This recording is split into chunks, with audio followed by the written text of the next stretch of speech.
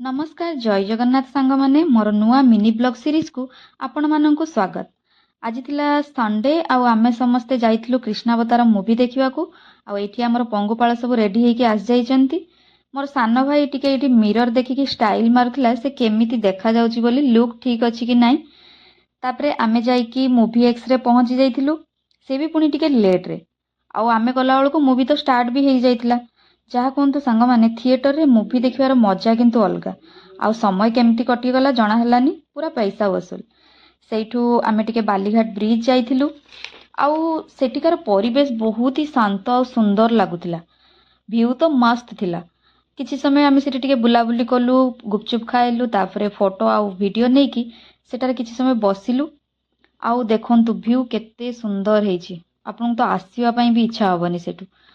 तापरे संध्या हो जाइतिला आमे घर को फेरी आस्तिले तो रहिली सांग माने पुणी देखा हेबो आउ एक नुआ मिनी ब्लॉग सह टाटा।